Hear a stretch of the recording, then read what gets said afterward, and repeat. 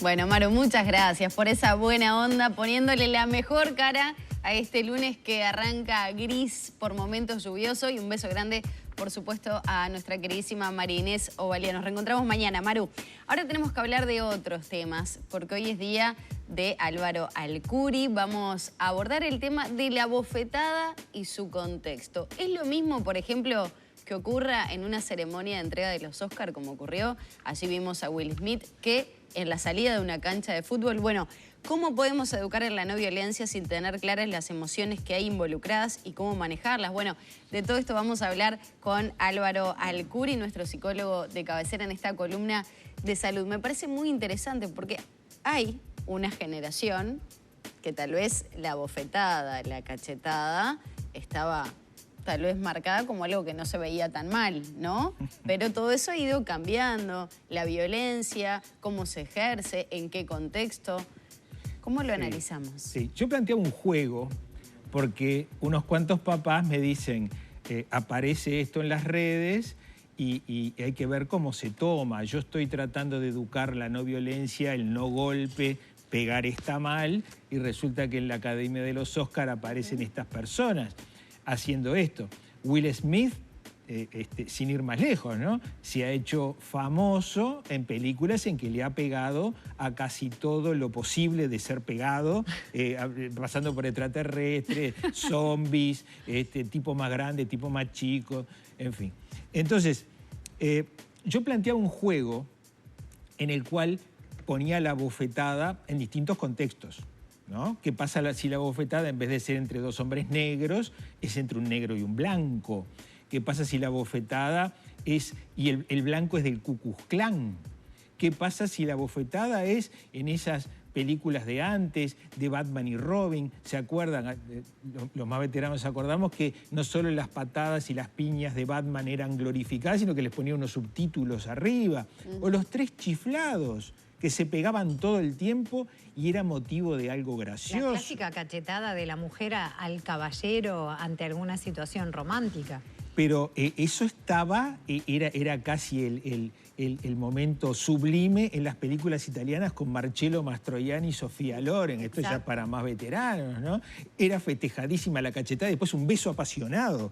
E incluso en un partido de fútbol en donde se legitima el golpe porque el otro lo provocó, o también en un contexto de una agresión hacia una mujer. Si la mujer se da media vuelta en la calle, hay un piropo ofensivo y le da una bofetada al ofensor, hay que ver quién dice que la bofetada está mal. O en un episodio de bullying, uno más chiquito que le pega al más grandote que le está haciendo bullying, hay que ver quién es el valiente que dice que eso está bien. A ver, por lo que estoy entendiendo, estamos yendo para la bofetada y su contexto. Si en determinadas situaciones está bien y en determinadas no. Ahí está. Jugar con esto. Jugar con esto. Porque, ¿qué pasa? Los adultos estamos educando, supuestamente, tratando de mandar el mensaje de que estaría mal pegar. Detrás de esto hay algo que es bastante más complejo, que es el manejo de las emociones.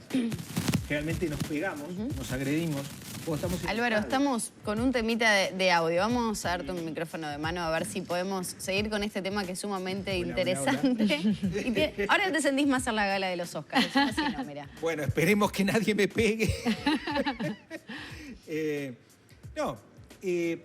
Tratar de poner en el contexto la bofetada es ir un poco más atrás de cuando nos enojamos. ¿Qué hacemos cuando nos enojamos? Y es ahí donde muchos adultos tienen problemas, porque tampoco ellos saben cómo manejar sus emociones. Generalmente detrás de un golpe está la emoción de la ira, del enojo. Muchos adultos ni siquiera toman en cuenta sus emociones. Las emociones no están bien ni mal, es lo que uno siente. Sentimos miedo, sentimos vergüenza, sentimos alegría, sentimos tristeza, sentimos enojo. Todas estas emociones, en bruto, en el niño, en una edad temprana, empiezan a manifestarse.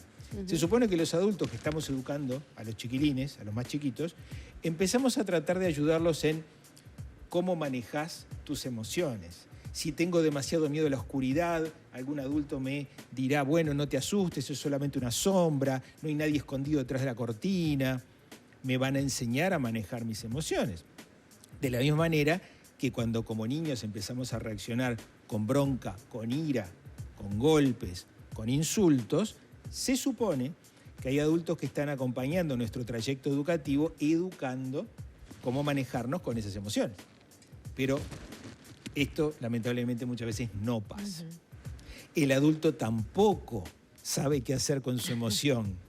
El adulto tampoco sabe qué hacer con su enojo. El adulto dice, no es que estoy enojado, es que el otro me miró feo, o el otro es de otro cuadro de fútbol, o el juez nos robó un penal, o no me dejaron pasar a mí primero. ¿Qué tiene que ver eso?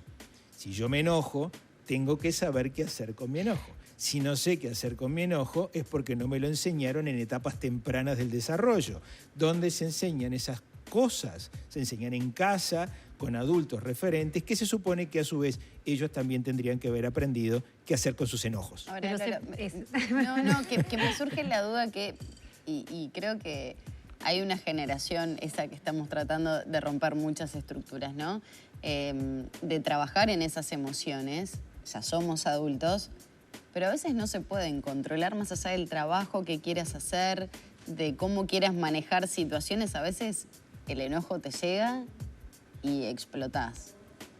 ¿Cómo se trabaja en eso también? Por eso decía que hay que empezar a hablar antes de esto.